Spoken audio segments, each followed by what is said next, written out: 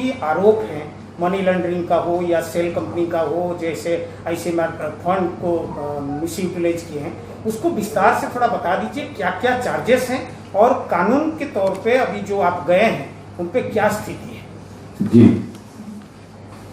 ये पिटीशन हमने Delhi high court में एक जर्नलिस्ट हैं, फ्रीलांस जर्नलिस्ट हैं भूपेंद्र सिंह पटेल, उनकी तरफ से फाइल की थी और उनके नॉलेज में ये बातें आई थी। International consortium of investigative journalist की वेबसाइट पे ये सारी चीजें अपलोडेड हैं। उन्होंने 2016 में ही ये सारी चीजें उजागर करी थी कि उनकी इन्वेस्टिगेशन के दौरान 475 इंडियन एंटिटीज जो हैं वो बहामा में रजिस्टर्ड हैं और वहां से ट्रांजैक्शंस इंडिया में हो रही हैं। जी जी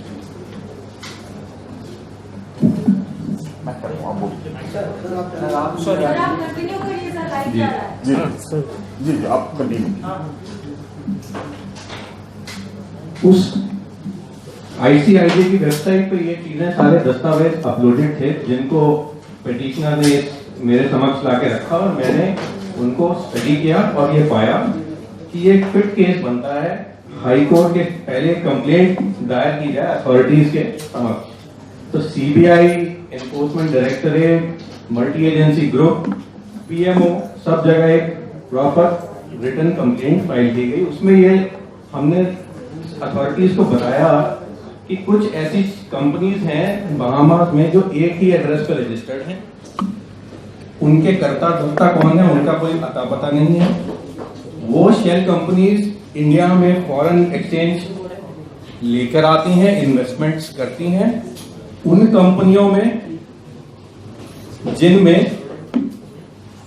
विषय में आपका क्या कहना है? जो अभी विजयंत पांडा के विषय में कहा है कितने निवेश है कितनी कंपनियों के साथ? देखिए, विजयंत पांड्या वाली मैं पहले बता देता हूं कि उनके जो निवेश हैं वो पिटीशन की जो फाइल है आपको उसमें मिल जाएगी। जहां तक सीएसआर का है सवाल, तो वो एक सेपरेट सवाल है, वो एक अलग से सवाल है कि वो सीएसआर के पैसे जा कहां रहे हैं।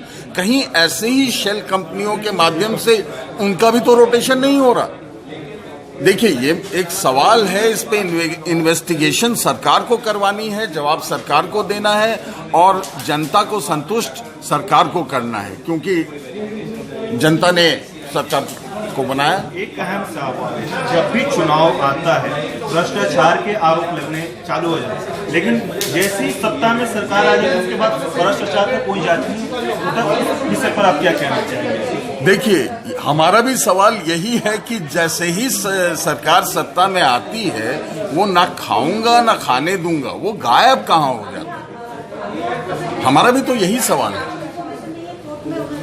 जैसे कि आप बता रहे थे कि आपने ये केस फाइल किया था, लास्ट ईयर किया था जी, और उसके बाद जो कोर्ट से जो फैसला आया था वो इस साल आया था, लेकिन उसके बाद अभी तक की इन्वेस्टिगेशन है वो आखिर कहाँ तक चलती है? इन्वेस्टिगेशन जैसा वकील साहब ने साफ तौर पर बताया कि इन्वेस्टिगेशन जो सरकारी एजेंसियां सीबीआई, ईडी, सीबीडीटी वगैरह की चल रही है उसमें कोई ना तो प्रोग्रेस दिख रहा है ना ही प्रोग्रेस के बारे में कोई अपडेट दिया जा रहा है। तो आपके हिसाब से इसका कारण क्या है? इसका कारण देखिए, सरकार में आज हैं पांडा जी और जो रूलिंग पार्टी है उसमें एक बड़े महत्वपूर्ण पद पे हैं। हो सकता है ये वजह हो या हो सकता है कोई और वजह हो।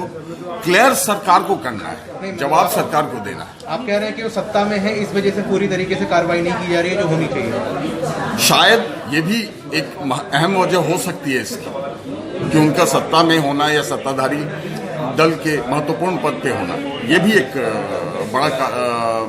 बड़ी वजह हो सकती है। लेकिन सर, सवाल उठता है कि जैसे कि पिछली सरकारों में 2014 से आरोप लगते थे कि सीबीआई सरकार का तोता है, उसको जिसके मर्जी पीछे लगा दीजिए। जब सरकार चाहती है इन्वेस्टिगेशन चालू होता है, जब नहीं चाहती तो बंद हो जाता। आप इस विषय पर क्या कहना चाहेंगे? देखिए, सीबीआई काफी दिनों तक सुशांत सिंह राजपूत केस की जांच करती रही और अब और जगहों पे इन्वॉल्व हैं। लेकिन इतने महत्वपूर्ण केस जो मनी लॉन्ड्रिंग का केस है, सरकार के रेवेन्यू का एक बड़ा लॉस हो रहा है, इतने महत्वपूर्ण केस में वो प्रोएक्टिव क्यों नहीं दिखाई पड़ती है? कहीं ये उस बात को सच तो नहीं कर रही है कि सीबीआई सरकार का तोता है?